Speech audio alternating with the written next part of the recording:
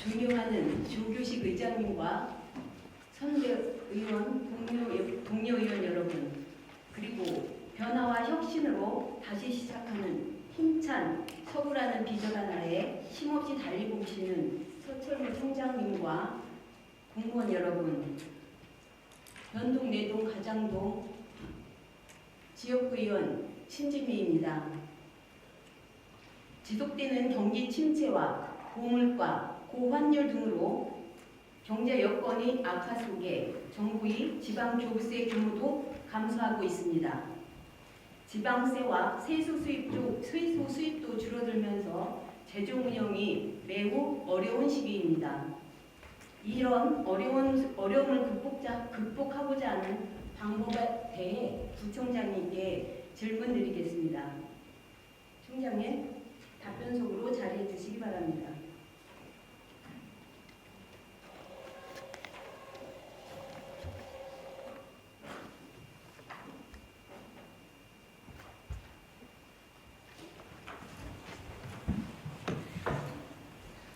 총장님, 우리 구의 세입 규모는 1조 3천억입니다. 알뜰한 예산의 편성도 철저히 해야겠지만 세입에 대한 자산 관리도 매우 중요하다고 보는데요. 안타깝게도 대전시와 5개구의 평균 이자율이 전국 최하위권이라고 합니다. 총장님의 자산 운용에 대한 답변을 듣고 싶습니다.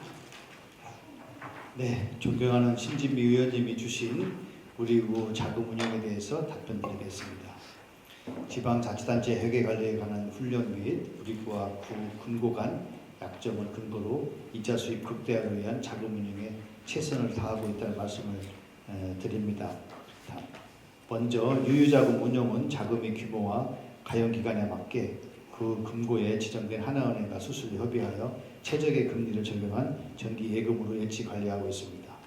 또한 수시입 실금이 필요한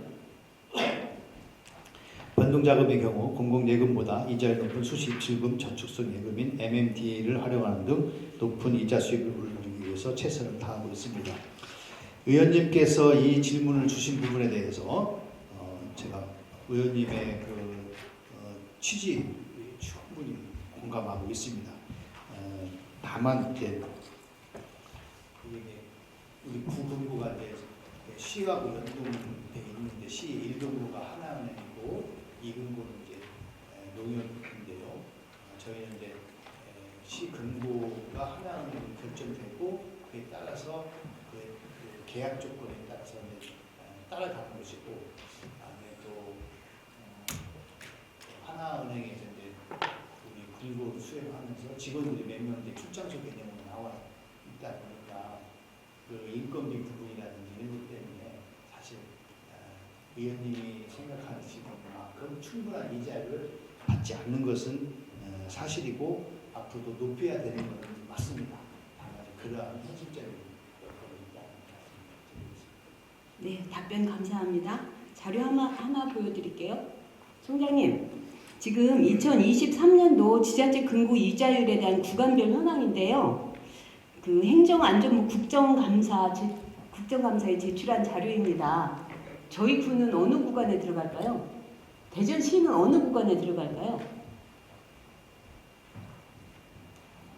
그러니까 앞서서 말씀드렸다시피 공공예금. 네, 총장님, 저희가 지금 구간이 보통 예금 같은 경우는 0.45이고 그 일반 정기예금 같은 경우도 2% 초반대입니다. 그래서 전국에서도 가장 낮은 금리를 적용받고 있는데요. 이렇게 저희 구가 낮은 금리가 적용되는 이유에 대해서 답변 부탁드리겠습니다. 예, 앞서 간단히 말씀을 드렸는데 이 금고 지정이 이제 행정안전부 지방자치단체 금고 지정 기준에 따라서 금고 업무 관리 능력, 지역 주민의 편의성, 자치단체에 대한 예금 금리 등 여러 항목을 종합적으로 반영해서 공개 경쟁 방법으로 선발합니다. 그래서 이제 2021년에 금고 선정 시에 사실 시에서 금고를 선정을 하는 거죠. 시에서 선정하고 우리는 이제 따라가는 사항이기 때문에 그때 당시 일개 금융기관만 신청해서 제출한 제안서의 적절성 여부를 시무에 약정 체결한 것 같습니다. 그래서 앞으로 그 의원님께서 주신 이런 부분에 대해서 시 당국에 건의를 해서 좀 더 이자를 높일 수 있도록 협상을 하라고 그렇게 좀 하겠습니다. 네, 답변 잘 들었고요. 두 번째 자료 한번 보여주실래요? 이게 우리나라 기준금리 변동 추이인데요. 2021년도부터 지난 10월 28일 저희 금융통화위원회에서 기준금리를 3.0%로 내렸어요. 그러니까 2021년도부터 최근까지의 자료인데 그 그래프를 보면 2021년도부터 2023년도까지 금리가 급격하게 0.5%부터 3.5%까지 오르고 있죠. 네. 그림에서 보시는 바와 같이 이렇게 금리는 0.5%에서 0.35까지 급격하게 올랐는데요. 이렇게 금리 상승기에 우리는 가만히 손 놓고 그냥 2021년도 0.5%의 금리대로 가야만 해야 되나요? 총장님? 개설이 필요한 부분. 지금 계속 총장님께서 말씀하실 때 시에서 하는 대로 저희는 따라간다고 말씀하셨는데 그게 저희는 그 구와 다른 뭐 계약이나 없이 시하고 하는 대로 따라가나요? 그렇지는 않고요. 네. 그 단기 자금 운영에 대해서는 저희도 저희 자금을 운영할 때는 저희가 독자적으로 판단합니다. 그렇지만 전체적인 어떤 금고를 지정하는 부분에 대해서는 그렇죠. 예. 저희는 하나은행 하나로 기정을 했고 시에서는 제1은 하나은행이고 두 번째는 농협이고 두 개의 금융기관을 거래가 돼 있잖아요. 구금고로 지정이 돼 있잖아요. 예. 그것처럼 저희도 두 개였으면 더 좋았을 건데 뭐 규모가 그렇게 안 될 겁니다. 규모가 어쨌든 저희는 하나은행 하나로 지금 구금고 지정이 돼 있고요. 이렇게 금리가 급격히 오르거나 내리거나 할 때는 제가 개인적인 생각은 기업을 하는 사람들이라고 하면 어떻게든 적극적으로 금리 협상을 다시 한번 해보고자 할 것이었을 것이고 3.5% 거꾸로 3.5%의 기준금리가 0.5%까지 1년 사이에 저렇게 급격하게 떨어졌다면 하나은행에서 가만히 있었을까요? 하나은행 대표님이시라면 가만히 계셨겠어요, 총장님? 네, 그래서 그런 것도 염두에 두시고 다음 거 말씀드리겠습니다. 저희 그림 하나만 다시 보여주세요. 이거는 제가 이번에 행정사무감사하면서 자료 받은 건데요. 우리 구청에 적용하는 금리표예요. 보면 공공예금하고 보통예금 금리는 0.45%를 적용받고 있고요. 그 다음에 맨 밑에 보면 MMDA라고 MMDA는 10억 초과시 0.97%를 적용받고 있고요. 그 다음에 정기예금은 최고 많은 게 1년 이상 예치했을 때 2.36 받고 있죠. 네. 이게 시중은행에 청장님께서 저축을 하러 갔다, 예금을 하러 갔다. 예금 얼마 주실 것 같으세요? 요즘 예금금리 한 3.5? 맞죠? 예. 여기도 세전은 세전이고요. 세전 3.5 정도? 예. 그 정도가 맞을 것 같으시죠?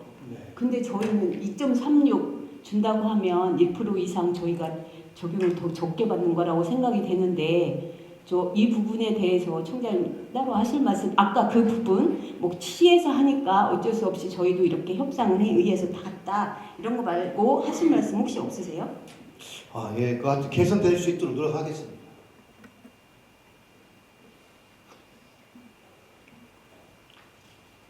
많은 노력 부탁드리고요. 다음 사진 하나 또 있죠?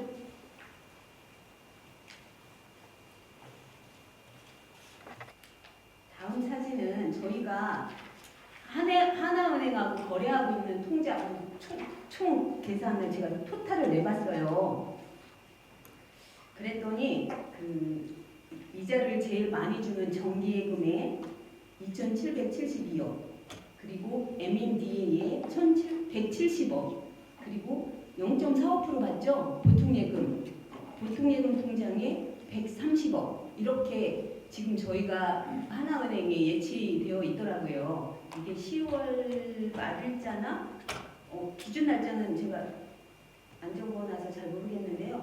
이게 저희 그 하나은행하고 서구청하고의 금융 거래를 이렇게 하고 있어요. 그런데 지금 보면 정기예금, MMDA, 보통예금 이렇게 금리가 이제 높은 순서이잖아요. 그러면 저희도 보통예금은 4.5% 0.452니 불효불급하게 오늘 내일 써야 될 자금 이외에는 MMD에다 넣어놓고 한 달 이상, 3개월 이상 쓸 돈은 정기예금으로 활용하는 게 저는 이자를 소득을 높일 수 있는 가장 적합한 방법이라고 생각을 합니다. 그래서 이런 부분에 대해서도 세세하게 철저하게 좀 자금 관리 좀 해 주셨으면 좋겠고요. 저희가 여기에서 보면 3,500억을 은행에 넣어놓고 있는데요. 그 3,500억을 넣어놓은 거 가지고 이자율대로 계산을 해봤어요. 제가 정기예금이자, MMDA이자, 보통예금이자, 공공예금이자 다 해보니까 그 이자를 다 받는 게 1년에 한 67억을 받더라고요. 1년에 60 이렇게 시중금리보다 1% 정도 적게 받는데 67억이면 제대로 1% 정도, 1% 이상 금리를 더 받는다고 하면 이자를 얼마를 더 받을 수 있는지 제가 계산기는 두드려 보지 않을 건데요. 그냥 머릿속으로 계산해도 대충 나오는 것 같고 3,500억에 67억이 1년 이자라고 하면 좀 1%, 2% 좀 못 미치죠? 1.9%, 1.8% 정도 이자를 받는 것 같아요. 그런데 우리가 여러분들 은행에 가서 저축하실 때 2% 준다고 하면 저축하시겠어요? 안 하시죠? 우리는 근데 서구는 그렇게 하고 있더라고요. 제가 이번에 보니까.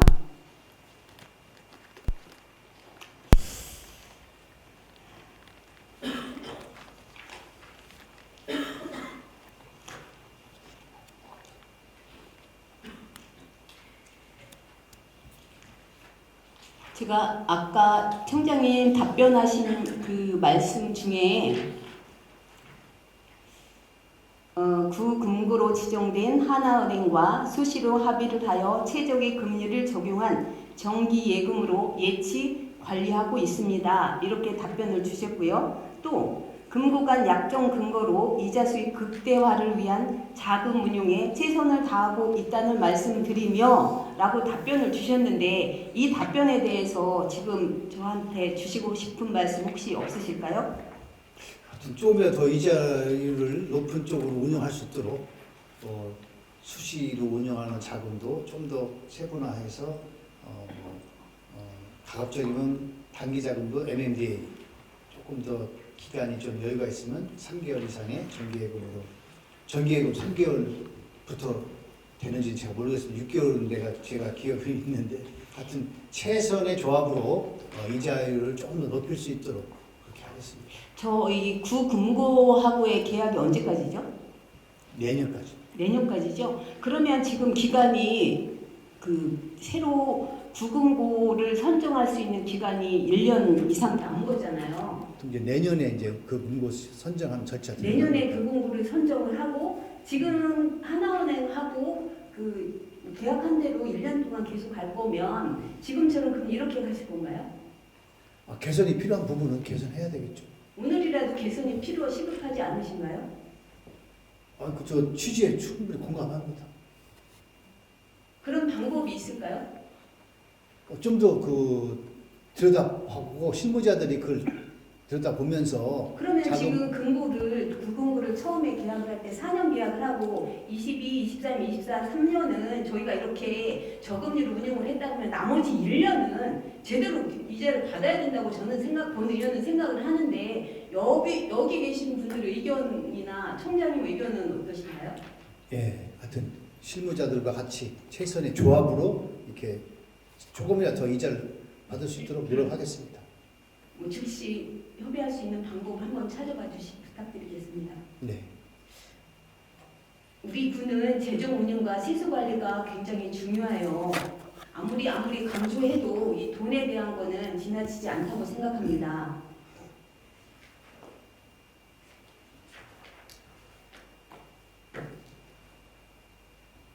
금고 이자에 대해서 답변 주셔서 감사하고요. 두 번째 질문 드리겠습니다. 코로나 이후에 계속되는 경기 침체로 세수가 계속 감소되고 있고 추가적인 세율 발굴이 더욱 어려운 여건에서 선택과 집중으로 이에 대한 대응을 하셔야 되는데요. 징수율과 체납액 등의 관리가 목표가 되어야 된다고 보는데 이에 대한 현실 가능한 계획을 어떻게 세우고 계시는지 답변 부탁드리겠습니다. 네, 코로나 이후에 계속되는 내수 경제 침체와 이로 인한 소비 심리 위축 등 대내외 여건의 불확실성으로 지방세 징수 업무에도 많은 어려움이 있습니다. 그럼에도 불구하고 정확한 과세자료 정비, 비과세, 감면부동산 일제조사, 법인 세무조사 등 철저한 세원관리와 체납자에 대한 적극적인 징수 노력으로 제3회 추경 예산에는 추가 징수한 재산세 및 체납액 등 약 45억 원을 예산 반영하는 등 위원님께서 걱정하시는 세수 감소 사항을 극복하기 위해 우리 직원들은 징수율 제고 및 체납액 징수에 최선을 다했습니다. 특히 지난 11월부터 지방세 체납자에 대한 체납 안내 카카오톡 발송 서비스를 추진하여 기존 고지서 발송 대비 징수율이 크게 증가되었고 발송 비용도 절감되어 향후 과태료 등 세외 수입 체납 업무에 확대 적용할 예정입니다. 이와 같이 징수율 제고를 위한 노력과 체납액 징수를 위한 새로운 징수 시책 등을 지속적으로 발굴 도입해서 부족한 예산을 조금이라도 만회할 수 있도록 최선을 다하겠습니다. 감사합니다. 청장님께서 말씀 주셨듯이 이번에 제3회 추경에서 추가 징수로 45억 원의 예산을 반영하였고 또 적극적인 체납 처분 활동으로 목표액을 32.8% 5억 4,300만 원 증액을 하였다는 자료를 보고 본 의원도 기분 좋게 그 수고하신 분들 칭찬을 해드린 바 있습니다. 그러나 본 의원은 이번 기회가 시발점이 되어 징수율을 높이는 것은 물론 적극적인 체납 관리가 필요하다고 생각합니다. 거둬들이지 못하고 있는 체납액이 과목별로 하면 170억 가까이 된다고 합니다. 일반 회계뿐만 아니라 특별 회계에서도 적극적인 관리가 필요하다고 봅니다. 죄송한 말씀인데요. 책상에만 앉아있지 마시고요. 직접 발로 뛰어서 만나보시고 대화 나눠보시고 그래도 안 되면 외부의 힘을 동원해서라도 저희도 받을 건 받아야 되지 않겠습니까? 저희가 소송권 3년치 다 주세요. 그렇게 해서 봤을 때 서구는 다 피고이더라고요. 원고인 건 단 한 건이었거든요. 그것처럼 저희도 받지 못하는 자금들, 법인도 많더라고요. 제가 보니까 법인들 상대로 소송도 하고 적극적으로 이 체납된 170억 걷어들여야 되지 않겠습니까? 5억을 추가 더 체납액 정리했다고 제가 칭찬드렸는데 170억이 있다고 하니까 좀 적극적으로 나서 주시길 바랍니다. 저희 그 체납하시는 분들이 자기들은 설거지하는 사람들이라고 하더라고요. 근데 설거지하는 게 제일 어렵죠. 설거지 하신다고 좀 어려운 일 하시는 분들 앞으로 더 설거지 열심히 하셔서 그 청소를 깨끗이 아름답게 마무리 잘 해주시라고 더 힘내시라는 말씀 부탁 더 드리겠습니다. 총장님, 그 설거지 하시는 분들께도 또 징수율을 위해서 수고하시는 우리 구 직원들에게도 좀 힘 좀 많이 실어주셔서 징수율이 높여야 되고 또 체납액도 발벗고 나서서 발로 뛰는 게 최고의 행정 아니겠습니까? 좀 도움 많이 부탁드리겠습니다. 예, 알겠습니다. 다음 세 번째 질문 드리겠습니다. 인재육성재단에 관한 건데요. 이번 제가 행정사무감사 하면서 인재육성재단에 대해서 좀 자세히 들여다봤거든요. 그랬더니 재단의 재산이 42억 원에 이르고 있고 올해는 저소득주민 지원 기금이 3억 원이 운영되고 있더라고요. 저소득 주민이 자녀에게 혜택을 더 줄 수 있도록 운영되어야 한다고 보고요. 재산에 맞는 장학 사업도 필요하다고 봅니다. 이에 대한 인재 육성 재단에 대한 앞으로 청장님의 계획이나 의견이 있으면 듣고 싶습니다. 예, 답변 드리겠습니다. 인재육성 장학재단은 2014년 구출연금 3억 원으로 설립되어 올해 재산은 42억 원으로 늘어났고 장학생 인원도 첫해 12명으로 시작해서 102명까지 증가하였습니다. 장학생 선발 분야에서도 기초생활 수급자를 대상으로 한 행복 장학생을 재단 설립 때부터 현재까지 지속적으로 선발하고 있으며 2022년부터는 경기 침체로 손실을 입은 소상공인 지원국에 소상공인 자녀 특별 장학생도 8명을 추가했습니다. 다만 이제 8명을 해준다고 우리가 계획을 했는데 실제로 신청한 거는 8명이 아니고 꼭 3명일 때도 있고 하여튼 좀 8명은 못 채웠습니다. 올해는 저소득 주민 지원기금 3억 원의 통합됨에 따라 행복장학생 선발 인원을 기존 10명에서 15명으로 확대하였고 신규로 북한 이탈 주민 자녀 특별 장학생 분야를 신설하였습니다. 내년에도 장학금 수혜자가 확대될 수 있도록 자격 기준을 완화할 계획이며 장학사업도 가용 재원 범위 내에서 폭넓게 추진할 수 있도록 노력하겠습니다. 네, 감사합니다. 제가 우리 서구 인재육성재단은 자금 운영을 매우 잘하고 있구나.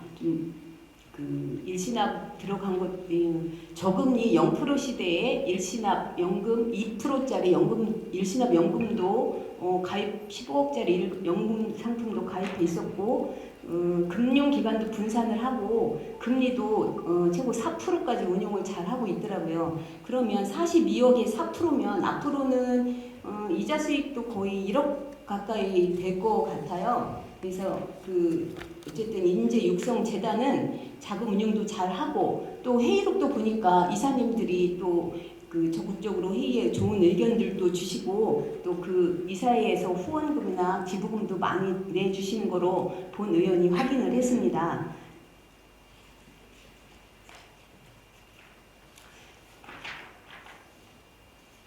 제가 다만 아쉽게 생각했던 것은 인재육성재단에서 장학금을 주는데 한정된 게 대전에 살면서 대전에 있는 학교를 다니는 학생이 하나다. 이런 부분이 조금 아쉬웠고요. 인재라고 하면 정말 잘난 인재는 대전에 있기보다는 요즘은 지방으로 가는 지방으로 가는 일이 많으니까 대전에 인재라고 하면 대전에 두고 부모님이 대전에 계신다면 그래도 지원 대상에 넣어줘야 되지 않을까 저 그런 생각도 해봤고요. 저소득주민이나 북한 이탈 주민들은 그리고 또 거기에 뭐가 있었냐면 저기 방위사업청 이전 거기 자녀들도 포함시켰죠. 거기 자녀들도 있는데요. 거기는 신청하는 지금 자녀들이 별로 없는 것 같더라고요. 그리고 또 있었던 게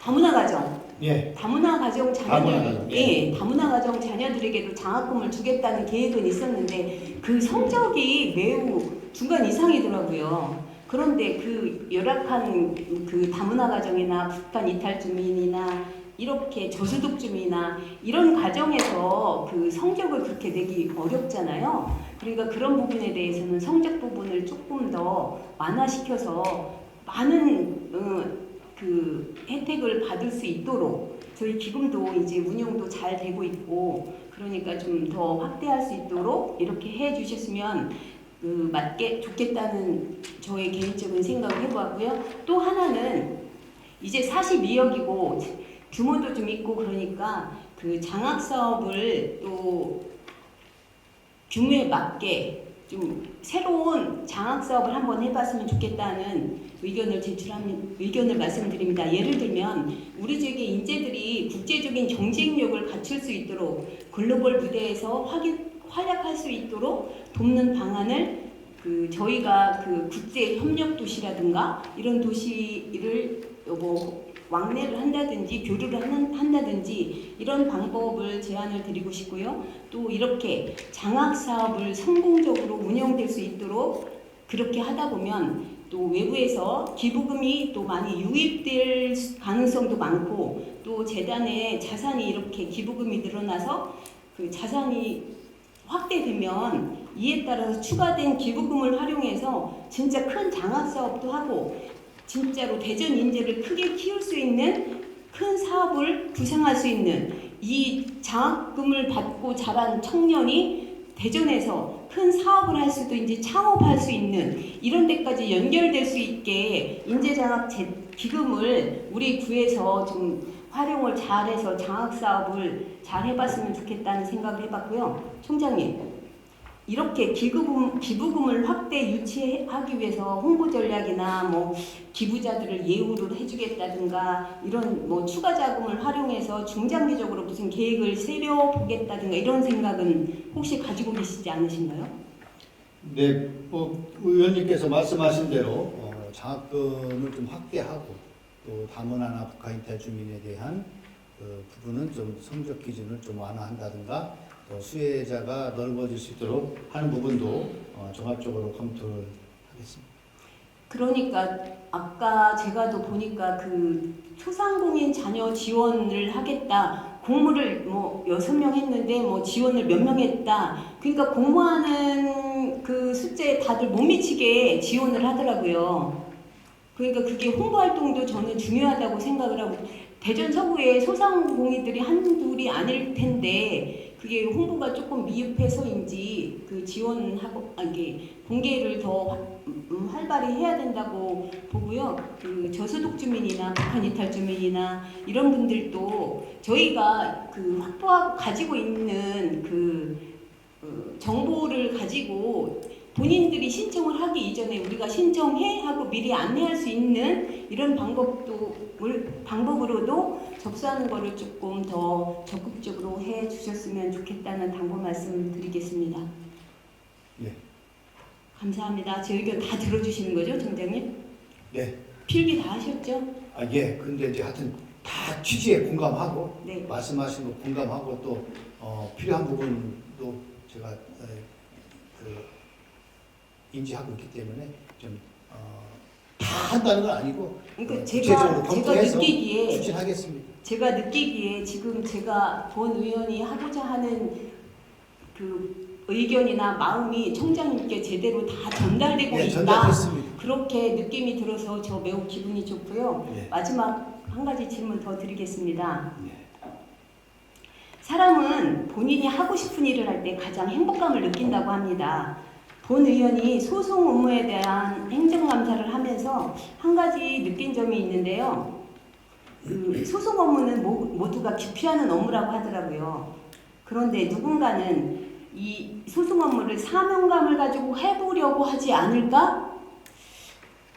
그런 사람이 소송 업무를 한다면 본인이 위상도 높아질 것이고 또 구에서는 경제적인 부분에서도 큰 효과가 있지 않을까 이런 생각을 해봤습니다. 총장님께서 계속 뭐 위탁이라든지 뭐 말씀하실 때 경제적인 거를 말씀을 하셨는데 이런 부분도 경제적인 효과가 저는 충분히 있다고 생각을 합니다. 제가 2022년도부터 3년간 소수권을 다 봤을 때 54건이 자료를 받았는데요. 그 54건 중에서 직접 수행한 것이 27건, 그리고 대리 선임한 게 27건, 이렇게 27건씩이었는데요. 그 승소 확률이나 이런 면에서는 별 차이가 없는 것으로 확인했습니다. 이렇게 승소 업무를 직접 수행한다는 것은 최초 그 작은 민원에서 출발하잖아요. 그 최초 민원부터 그 민원인과 직접 접촉을 하고 서로가 서로 의견 교환을 하고 충분히 소통을 하게 되면 소송으로 가기 전에 미리 합의가 될 것이고 혹시 만에 하나 민원으로 가게 되더라도 그 민원에 대한 건은 속속들이 그 그 담당했던 그분이 최고 많이 알 것이고 또 그런 업무를 계속 하다 보면 여러 가지 그 지혜도 생기고 법적인 것도 굉장히 더 뭐 많이 알게 될 것이고 그래서 이렇게 대리 선임하는 것보다 승소율이 높을 확률이 굉장히 높다고 생각이 듭니다.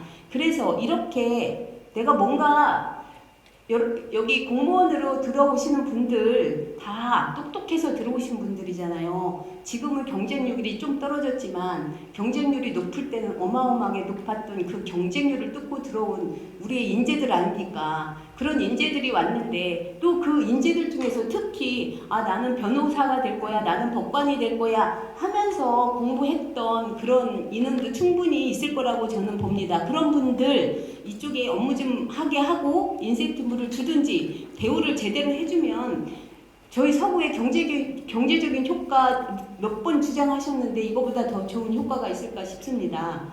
직원의 이렇게 우리 서구 직원의 전문성 강화와 장기 근무 유도를 위해서 전문 직위 및 전문 관제를 도입하는 것에 대한 구청장님의 의견을 마지막으로 묻겠습니다.